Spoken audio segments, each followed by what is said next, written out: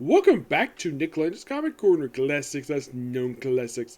This is episode number 1586 and Doubleshot number 1480. Now I have one Marvel trade and one trade from Dynamite, which this one is a special one. I will discuss that one soon. First up it is She-Hulk, Volume 1, Law and Disorder. This was, I thought this was the first series that the writer of the book, Charles Shaw, worked on. No. Because this actually was his second book he worked on at Marvel. Yep, second book he had worked on at Marvel, because the first book he worked on was Thunderbolts.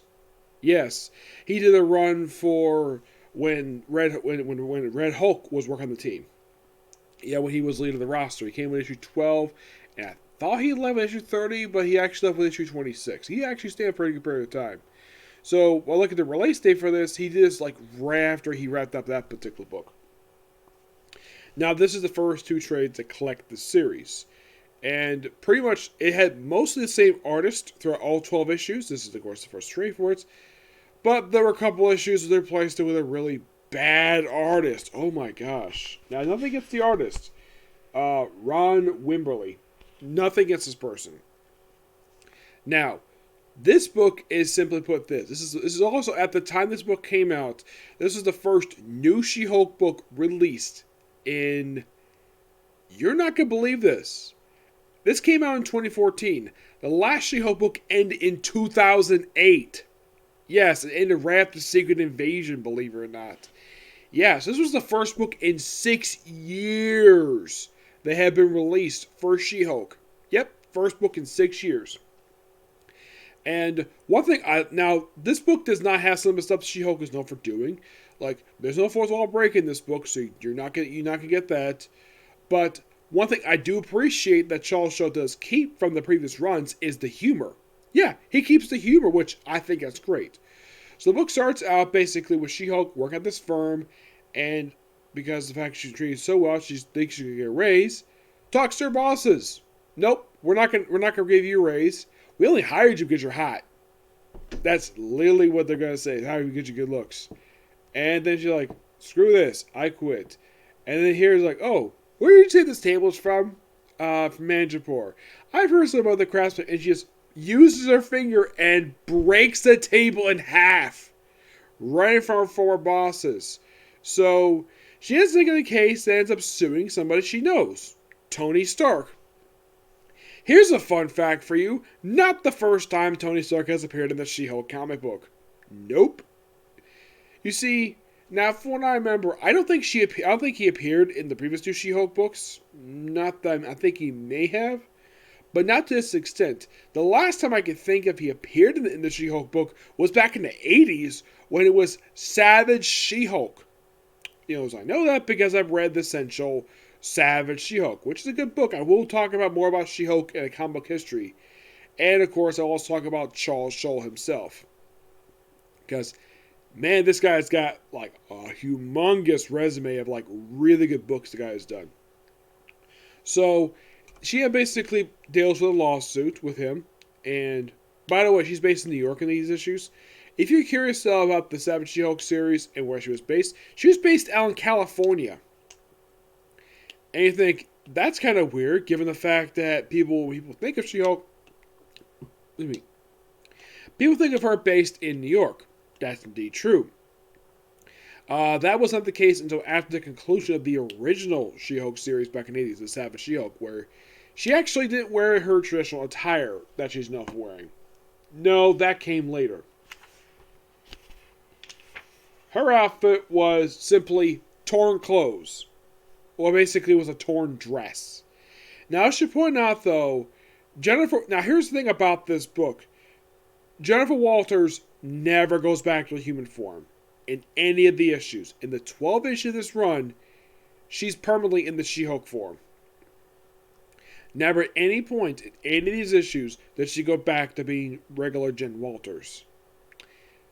Well, there's kind of a reason for that. It could be because it's one of the times she was permanently stuck as She-Hulk, or she simply liked being She-Hulk. Yep. So, after basically loop around with Tony Stark's attorneys, one of them have to be a big jerk, and, like, She ends up upset with Tony Stark and uses the money from the lawsuit to set up a law firm and hires a paralegal to work for her. Her name is Angie. By the way, my GM, there's also the same name. And she has a monkey named Hee Hee. Yeah, this monkey does not play a role until like the end of the book, which is kind of hilarious. It pops up occasionally, and they also have the debut of something called the Blue Folder. The Blue Folder is in the early issues, and then it's basically put to the side, and nothing is done with it until the end of the run, which I'll get to when I get to volume 2. So, she also hires Patsy Walker, aka Hellcat, to be her PI. Which, great idea, Shoal. I mean, I love the fact they bring a character like Hellcat to be a supporting character in this book, which was a fantastic idea. I loved it. I'm trying to think what else was there. Oh, yes. We also have a storyline dealing with Christoph Ballard, aka the adopted son of Dr. Victor Von Doom, where he wanted to defect to the United States. He wanted political asylum. And they go through all the paralegal stuff. And also, I should point out, in these issues, especially in the following issues, Daredevil pops up a lot in these issues. It's almost saying that Charles Shaw would rather write Daredevil than She-Hulk. Though he would have She-Hulk pop up in his run for Daredevil. Right after this run. But for the start of this run, this is really, really good. I loved it. This was fantastic. What rating of this book? A 10 out of 10. It is really good. And I'll get to my final thoughts on it in the next Comic Corner. But next is something that you're probably thinking, I would never review a comic book featuring this character. This character's from around, just by sheer coincidence, almost the same period of time as She-Hulk. Who is, you might ask? Elvira. Yep. Now, this is a very special book. This is a Dynamite Omnibus book that collects like a lot of the class, pretty much the first 26 issues of the Elvira comic book that was not published by Dynamite, mind you. It was published by a company known as, let's see, it's not, well, the original company that published Elvira was DC. This is published by Claypool Comics. This was a, I don't think the company's around anymore. No, not that I can think of, no. Yeah, so this book is simply collecting the first 26 issues of a 166 issue comic book that Elvira had in this book. Now, if you're curious to how old the actress who plays Elvira is, she is currently 71. When she first took the role, it was back in 1981, approximately 40 years ago. Which means she was 31 when she took the role, and when the issues came out, she was in her 40s. And there's no denying that Cassandra Peterson is a very lovely woman. I have never met her. That she looks great for her age, for being 71. She looks great for her age. I've seen recent pictures of her. She looks fantastic. She looked like she had barely the age of day. Which, that's one thing, a testament for her and her longevity in the... Now, in case you're curious who Elvira is, she's a movie host. Yep, a movie host. This book is simply put an anthology book, where it's a lot of stories featuring Elvira in various different things. There's also frequent times we see her take a shower. Which, yes, that means we see her naked. And yes, at one point in the book, we actually do see Elvira's rear end. I'm not going to show it here, but I'm going to show this. Now, the book itself, a majority of the time, the writers were either... There are two major writers in this book. Mary Jo Duffy and Kurt Busiek. We also have writers like, get this, Paul Dini, one of the guys behind Batman the Animated Series. And a lot of these are like Frank Storm, Richard Howell. And one thing I should also point out that the covers are beautiful. These are photo covers that this trade, thank God, actually puts in here. Plus, of course, all the issues are published in black and white.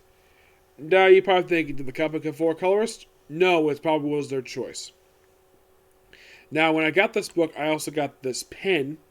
And I also got a series trading card, which they're over on the floor over there. But this simply is a lot of really good Elvira stuff. I like the character Elvira. And I've always wanted to read more stuff with her. I mean, you don't think I've actually read prior to this, reading this book, which, here's the thing about this book. This book is over 600 pages. Yes, it is that thick. Nothing wrong with the book per se. It's good stuff. It's Elvira. It's awesome. I get this 10 out of 10. And now, how I got this book is quite interesting, and there's some circumstances related to this book. According to the comic shop owner when I bought this from, this actually is one of six books they've released so far. And there's a bit of a Kickstarter going around for Elvira to get another comic book basically for her. Even though she has some comics published by Dynamite. Yeah, Dynamite published several comics featuring her. There is Elvira Mistress of the Dark, The Shape of Elvira. The most current one is Elvira versus meets Vincent Price. Dynamite takes very good care of Elvira by giving her some good comic books. A lot of them don't usually last very long. Like, I think the length they might go is maybe 12 issues before they have to stop and just launch another book. But at least the books are good. Yes. Now, I think that Cassandra Pearson, I think she has the trademark of Elvira. I believe so. So, the original company who produced Elvira,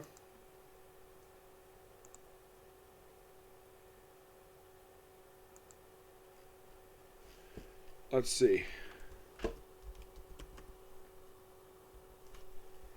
Yeah, originally she had a thing back in 1981 known as Elvira Movie Macabre.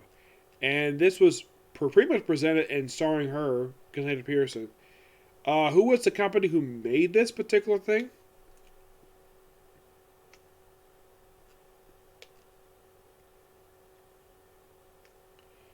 Let's see.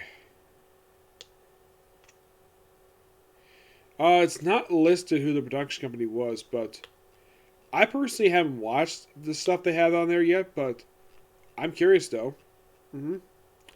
And, well, recently they pretty much revived Elvira for a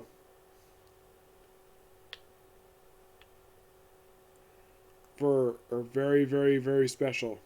Yep, that came out just recently, which I'm looking forward to, watching this eventually. Yes, though here's the thing. You actually can find some of her stuff on Shelf Factory. Yep, find it on Shelf Factory, no problem. There are several different DVD releases versus Time Life. Of course, obviously, Shelf Factory's got a lot of her stuff on there. There's E1 Entertainment.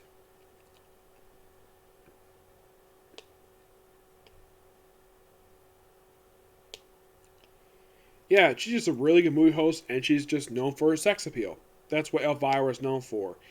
And, like, I've heard her talk, and she's very good at getting you to watch the stuff, basically, that she airs on her show. Yes. Mostly, she hosts a lot of B movies. Now, for her first season, I've only seen officially one of her movies that she basically released, that she did on there. Yes, and it's a movie that is very infamous with a lot of people. A film that is known as Silent Night, Deadly Night. Now, you're probably thinking, how would I have seen this one? I watched on YouTube. They had the whole full version of the movie. This movie became infamous. Now, why am I talking about that instead of this book? Because there's a lot of really good stuff. I just really want to talk a little bit about the movie itself. The movie became infamous because some idiot parents back in the early 80s took their kids to a slasher movie. Yes, Silent Night, Deadly Night is a slasher movie. And it became infamous because the fact that apparently they didn't notice the fact, we see a Santa arm hanging out of a chimney with a bloody axe. And apparently, look, a Christmas movie. And they see like, oh crap, it's a slash movie. Yeah, from what I've heard, these parents were bored in the early 80s. This was basically bored moms who were so bored they had to basically protest about something. To protest about this movie. Movie not be great, but okay. Did you not see the R rating on the poster? Did you not see the fact that there was an axe in the hand of Santa Claus? a killer Santa Claus. That was the controversy surrounding the movie. Yeah, a killer Santa Claus. Despite the fact it was a killer Santa Claus when I heard released a year prior. Yeah. Elvira is basically somebody I'm going to get more into because I like the stuff that she does. Yep. I've been reading her comic book. I've been loving what Diamond's done. Okay? So yeah, that's a particular review. Stay tuned next week, which more stuff related to She-Hulk and Wonder Woman. Yep. Next video. Bye.